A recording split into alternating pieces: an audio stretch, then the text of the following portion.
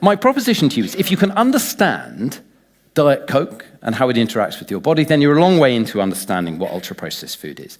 This is Diet Coke labeling from the United Kingdom, but this is more or less how it's marketed around the world. This gets 4 green traffic lights on the bottle. So this isn't just a health food. This is the healthiest product you can possibly buy. Very few foods get 4 green traffic lights.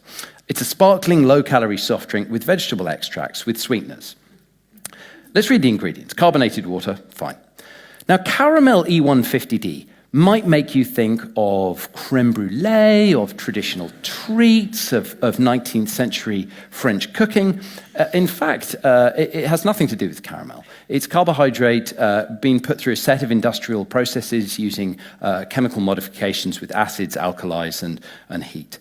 It contains ammonia, it contains sulfites, and you can read more about it on the WHO Committee on Food Additives website. There are sweeteners, aspartame and acesulfame K. Now, aspartame hit the headlines recently because of concerns that it seems to be carcinogenic. There's some nuance about that. I'm not very concerned about its carcinogenic properties. Much more important was a very significant paper published in one of the world's leading scientific journals this summer, Cell. And it was an analysis of what the non-nutritive, or we call them artificial, but the natural ones do the same thing, is what non-nutritive sweeteners do to our health. So we now think that if you look at the independent studies, the non-industry funded ones, there is something that seems to be really tricky for the body. When you put sweet taste on the tongue, which you haven't just evolved for fun, right? We've really evolved a sophisticated internal system for detecting what food does. So when you taste sweetness on your tongue, it prepares your body to receive sugar, to receive refined carbohydrates. And humans have been eating significant quantities of refined carbohydrates for many, many millennia. When that sugar doesn't arrive, it seems to cause problems. So people used to think that the problem was that you released insulin, and that dropped your blood glucose, because insulin lowers blood glucose, and that made you hungry, and you then went and ate more carbohydrates, and that might be why they don't seem to promote weight loss. It seems now from the research this summer that a lot of them actually increase your blood glucose, and we're not really sure why that is. It may be part of a stress response. The brain is a prediction engine. It's constantly making predictions about the world. And when you get a mismatch between a prediction, like sugar is on its way, and the sugar doesn't arrive, there may be a stress response. No one really knows, but the artificial sweeteners, according to the World Health Organization, and I think the best evidence, don't seem to be metabolically superior to sugar, and they don't seem to be linked to significant weight loss. And that is a huge problem. There are natural flavorings, including caffeine. I mean, I would frame caffeine as an addictive stimulant, but, whatever you like. There's phosphoric acid. Now, it's particularly significant for the people-born women in the audience. Phosphoric acid doesn't just dissolve your teeth, it can also leach minerals out of your bones and reduce bone density. And citric acid will also dissolve your teeth. This is not a healthy product. It will not help anyone lose weight. It is a way of commodifying ill health, I would frame it as. So let's look at the logic of UPF. This is what I want you all to start doing. In fact, what I'm sure you will all start doing is you're going to go out of here and you're going to start reading ingredients packets. Some of you may already be obsessively doing this because there's been a lot of coverage about UPF in the last 6 months. You will notice that themes, tropes emerge as you read these ingredients lists. They all start with commodity crops. We only eat a tiny number of plants. Our carbs come from 4 plants: rice, corn, soy, and wheat. They might be mixed with some commodity oils. There's a short list of them. There's palm, sunflower, some mixed vegetable oils. You take those crops, and this is the Mato Grosso in Brazil, by the way. So that's primary forest on the right of the picture, and then on the left is the soy plantations. So you grow these crops at scale. They're often fed to animals. Corn, soy, they're animal food. And you take leftovers, and to add value to them, you put them into the human food chain. So you break your crop, whether it's corn or soy, you break it down into powders of fats, proteins, and carbohydrates. Now, to assemble, they have a nearly infinite shelf life, and they cost very, very little. You can ship them all over the world in enormous quantities. Now, to make them edible again, you can mix them with a little bit of meat if you want. We eat 3 animals mainly. You could mix them with some fish, but primarily we just eat beef, chicken, and pork. But you then need the additives. In the UK and in Europe, we have around 2,500 additives that we use in food, and they're somewhat regulated. In the United States, there are between 5,000 and 15,000 additives. No one has a list. The FDA, who regulate or supposed to regulate additives, don't have a list of all the additives that are added to food.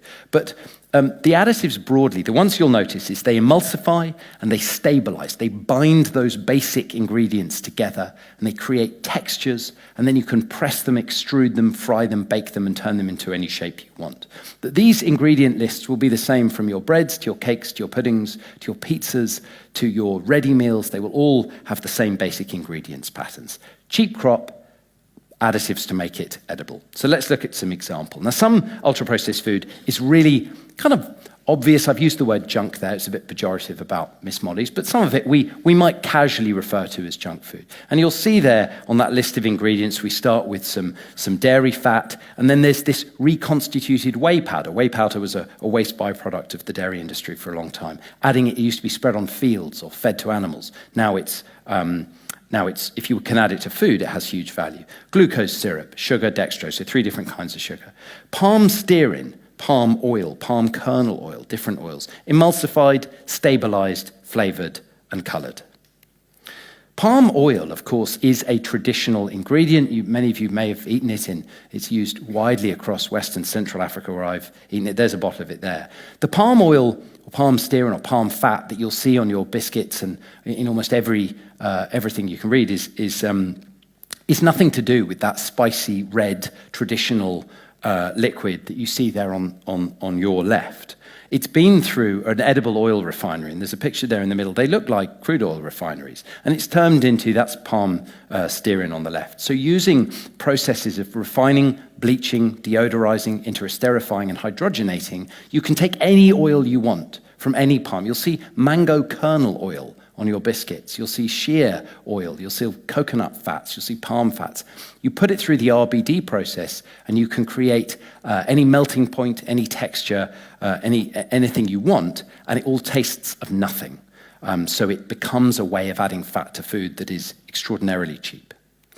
But a lot of ultra-processed food is sold to us as being healthy. So I've used an Eat Natural bar, but almost all of these snack bars that are marketed to us are in fact ultra-processed. There's a Nutri-Grain bar marketed as strawberry. There's a picture of a strawberry there. It's just 5% strawberry. And it's that same list of cereal flours, vegetable oils, sugars, all stabilized and emulsified together. This might be my favorite example because this was my favorite sandwich for a long time. And this is a brand that we associate with organic food, with good health. And I'm constantly having a debate about what the riskiest kind of ultra-processed food is. Is it the stuff that we know is harmful for us? Or is it this stuff that we think is probably quite healthy, but which contains mono and diacetyl tartaric acid esters of mono and diglycerides of fatty acids? Now that's datem, that's one of the most common emulsifiers that means that almost all the bread you buy in a supermarket will be ultra-processed food. In the UK, ultra-processed food is now most of what we eat. 60% of our calories come from ultra-processed food. 80% is typical for teens. 1 in 5 people in this country get 80% of their calories from ultra-processed food. For many, many people, particularly those living in disadvantage, those with low incomes, this is the only food that is available, and it's the only food that's affordable. And we have libraries of data on that. And there's often a politician who is happy to explain to us that lentils or porridge are very cheap to buy. You can make a meal out of pasta and some tomatoes.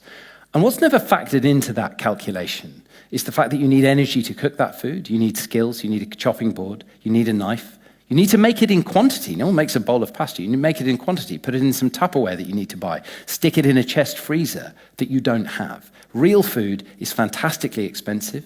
It spoils very quickly, and time is money. It takes a long time to prepare it.